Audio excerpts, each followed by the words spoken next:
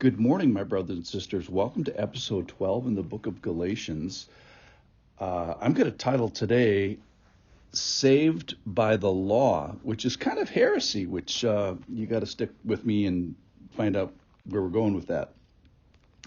So we're in the book of Galatians. It's early in Christendom after Christ's resurrection.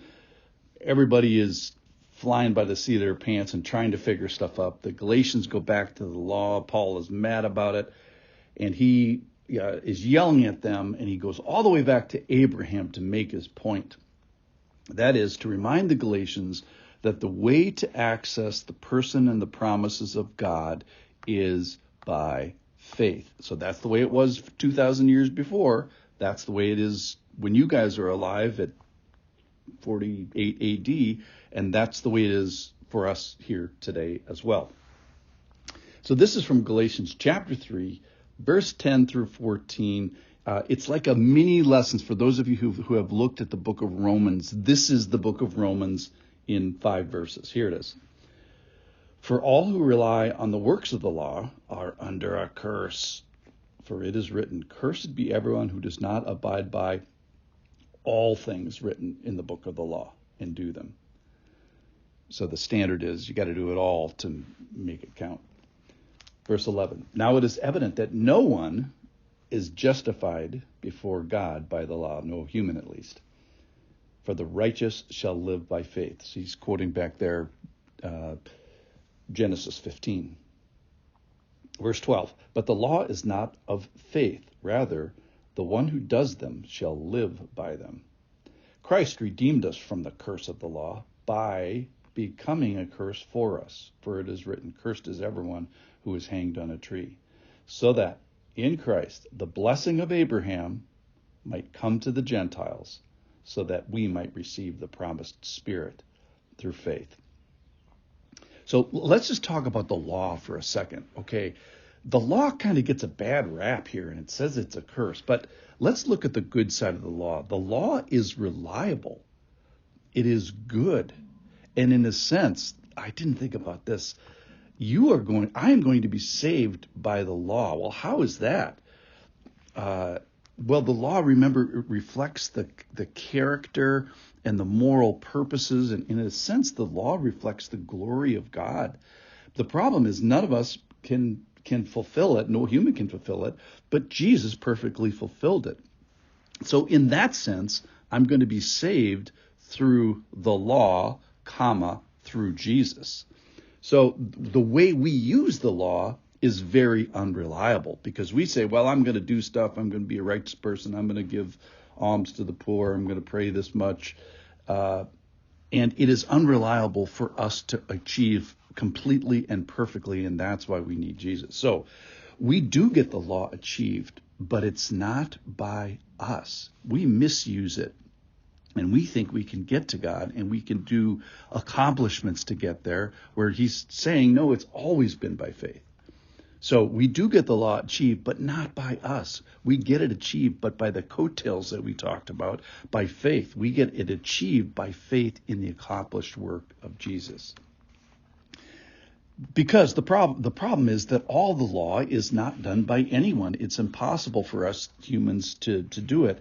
And that's the way that the law is kind of a bad thing, is that it always condemns people trying to be justified by it. And it stands as a beacon, and it says, hey, you may try to accomplish it, but you're not going to be able to. And you may see the character of God here, but you're going to be left with a void.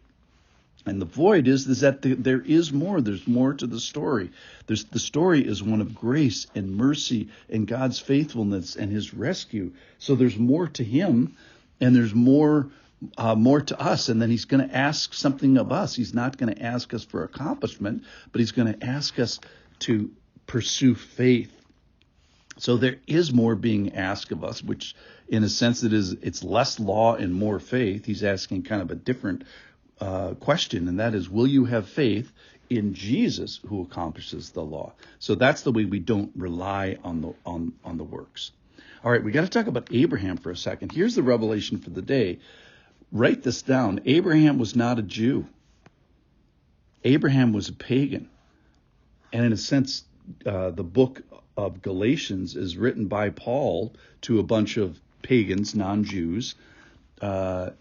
So he's calling on them. See, Abraham's like you. Do what Abraham did. Have the faith of Abraham. So remember, Abraham wasn't a Jew. He was kind of like the first proselyte. That is a non-Jew, or at least a not yet Jew, who was invited into the family of God. Well, how did he get there? He got there by faith. Similarly, the Galatians are full of a lot of non-Jewish pagans and early Jews. All of these people being invited into the family of God. When we get there, we get there and we stay there by faith. So like Abraham and like these pagans and like these Gentiles, we are getting invited into the family of God. How? Same way as always, by faith, because you can't do it by the law unless you say that Jesus fully accomplished the law and my faith in him accomplishes it. Okay, so 2 big points today for me. Number one, Abraham wasn't a Jew. He was kind of like the first pagan to get plucked and put into the family of God by the same way the Galatians are and the same way we are today. That is by faith, where it's credited to us and counted to us. So that's interesting about Abraham. The second thing for me was that the law is reliable. It's not bad. The law is a good thing. It's godly.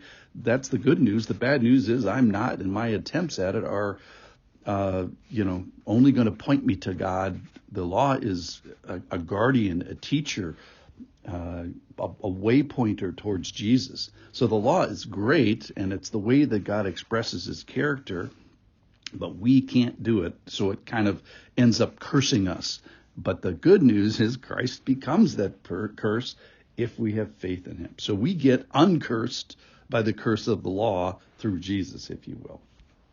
So we can get and access the promises and the presence and the persons that God had promised to Abraham. And we're going to see more of that tomorrow. So my prayer is today is, hey, you're probably in the same boat that Abraham is, where God is asking us to have faith in what Jesus did by accomplishing the law. And in that way, we are saved by the law. Thanks for listening. I'll see you tomorrow.